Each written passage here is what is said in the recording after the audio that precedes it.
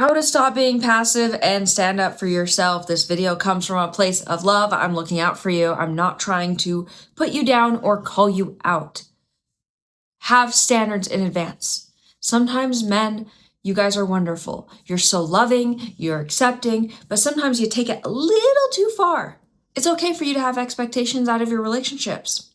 It's valid. It's okay to want your needs met. Valid. And you can have little things that you keep to yourself, like, I will not compete with her ex. If she's constantly bringing up her ex and rubbing it in my face, I will not be in a relationship like that. Creating rules for yourself. I do not accept insults during conflict. If she wants to swear at me or yell at me or call me names, I am not putting up with that. I don't give her effort if she gives me mixed signals. She gives me the silent treatment. Not doing it.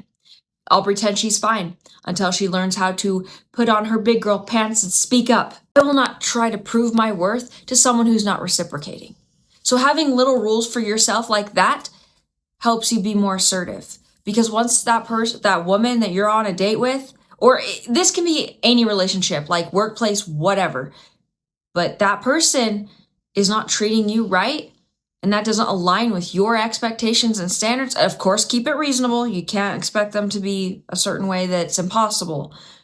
But once they don't align, you know that it's time for you to walk away. Like for me personally, I do not put up with dishonesty. I value honesty more than anything.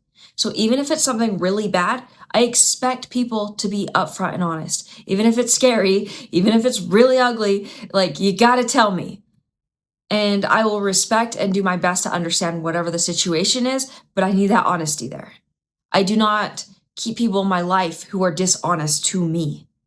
So as soon as someone's showing a track record of dishonesty, I may call them out a few times, may set some boundaries, but I'm going to gradually pull myself back out of that relationship and remove myself because that's something I do not put up with. Also, part of sticking up for yourself is learning how to be assertive, not aggressive, not passive, assertive. And sometimes people who are a little bit more passive, they'll bring up something they need or want, and they're being assertive, but it feels aggressive, and you start to feel guilty. But the reality is you're just not used to it yet. So finding that happy middle, obviously you don't want to go off the deep end and start screaming at the top of your lungs at a person. That's aggressive, but getting to that point where you start using more assertive communications. Instead of backtracking on your boundaries, you hold steady. That does not work for me. I don't do that. I don't drink. Whatever it is, I will not drink. I will not do this. I don't have time for that. I don't think I have time for that. Oh, I don't think I drink. I don't, maybe I'm overreacting, but no, none of that. When you cancel plans with me last minute, it wastes my time. And if you want to keep making plans with me, then we got to plan in advance and you can't cancel. Or I need a little bit more notice if you need to cancel plans. When you make jokes about me like that in public, it makes me feel disrespected. Please don't do that again. When I'm the only one initiating, I start to lose interest. I prefer it to be mutual. When you raise your voice when talking to me, the conversation doesn't feel very productive. How about we take a break and cool down before continuing this conversation? Avoid using you never or you always, because that puts the person on the defense. I'm guilty of this one always. I'm guilty of this one often. I love to exaggerate. I think it's fun, but when you never listen to me, that, the person's just I've listened to you every other single time. I messed up this time. So it seems like you don't listen to me. I would like for you to listen to me more often, stuff like that. Also, stop rewarding inconsistency. This is something I see a lot of men do because you guys are genuinely kind and you just want to get through the day. Holy cow, there's some women out there that just play all these head games and it's obnoxious and you just want to get done with the issue. So what you end up doing is she's doing the silent treatment. What's wrong? What's wrong? Are you okay? Are you okay? Okay, how many times are you going to ask that? Maybe on the 52nd time, she'll finally answer you. But when you sit there and feed her attention, it encourages her to do that again. Whereas What's wrong, honey? Nothing. Oh, okay. And you just go about your business.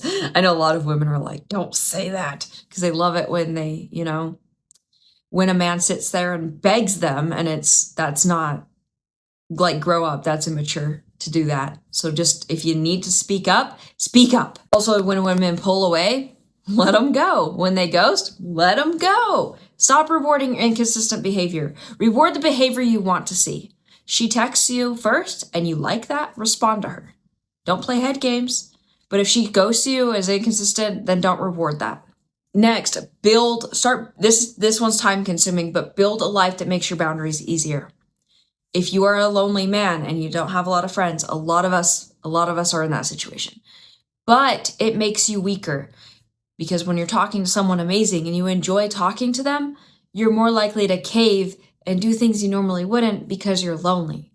So that's something worth considering. Try to make some friends, join some groups online, talk to people, like have hobbies, do things, so you're not constantly, your whole life isn't wrapped in that one person. That's the same thing with like being broke. You're more likely to end up in situations where it's not good. You're paying interest on things, you're paying fees.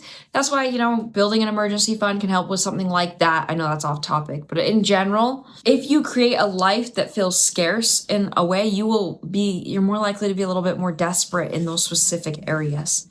And that's easier said than done. Sometimes you have to downsize your life, live a more simple lifestyle. Sometimes you have to build friendships, cultivate your relationships with family if you have that available to you.